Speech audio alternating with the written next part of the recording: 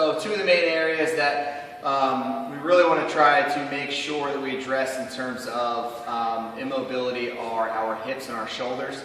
Those two joints are responsible for a lot of the movements. You obviously have your knee, ankle. Those are two big ones as well. But the two that you can typically improve the most in the shortest amount of time are the hips and the shoulders. Shoulders are a big one. Any type of overhead movement, it's really important that you work through a full range of motion that your body can handle. You know, if you can only hold your wrists to this point over your shoulders, yet you're trying to force weight over your head on a push press, that's a very bad recipe for your shoulder and neck area. So one of the ways we want to improve that is by improving our range of motion. So these are drills that you can do on your own that we've showed a lot of you before, but two shoulder exercises. The first one that I really like are wall angels.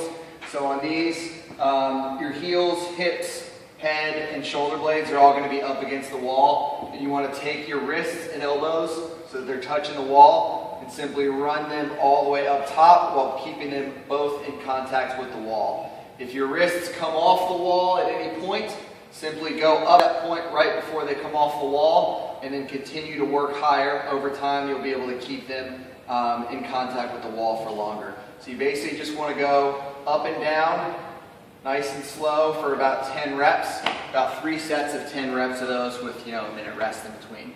Another one that we've done with some of our athletes is pulling a band apart overhead. So you take a light resistance band and you set it up with the band overhead, and then you bring it down and pull apart until that band essentially touches your traps, and then back up. So you can increase the resistance of the band over time, but that's going to really pull your shoulders back and increase that range of motion back there without the use of any weight. It's just the band resistance. So again, about 3 sets of 10 on those. So those are two good ones for your shoulders to kind of loosen up over time.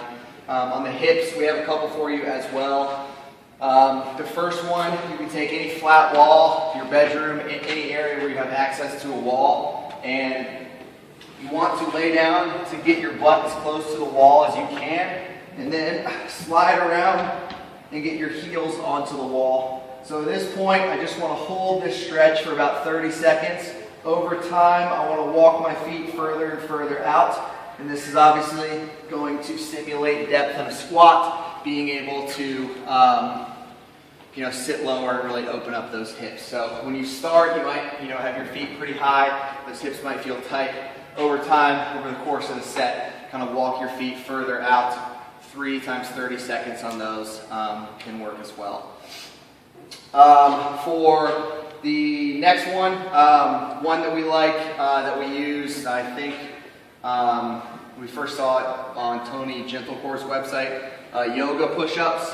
So for these, this is kind of an all-around mobility exercise, but it definitely works your hips. You're going to perform a push-up and then elevate your hips, stretch out your lower back in the downward dog position, and then I'm going to bring my foot up to my hand, kind of hold it for a second. I'm going to rotate up, hold that for a second, and then back down. And then I'm going to do the same thing with my other side. About 3 times 5 per side are good on those. When you bring that leg up, it really improves the function of your hips there. Another good one is down and on your hands and your knees, taking your hip and just rolling it out open like that. And then you change directions, kind of about 10 times both directions. What you want to make sure that you do is keep your hips flat. So a good cue that we saw online from Nick Tuminello, I think, is he said to pretend like you have a cup of coffee on your back, and I think that's a really good cue. Otherwise, if you're just rotating like that, there's no stability up there, so your hip doesn't really get worked at all. You want to really pretend like you're holding something up there, kind of like you're doing on Renegade Rows, and then open your hip up like that, and then back down. So again, kind of go 10 in one direction, 10 in the other direction, and then switch legs, really opening up that hip. So those are some of our favorite hip mobility exercises. You can do these at home or just before and after class, kind of in some free space, but they'll help you with the mobility of both those two joints.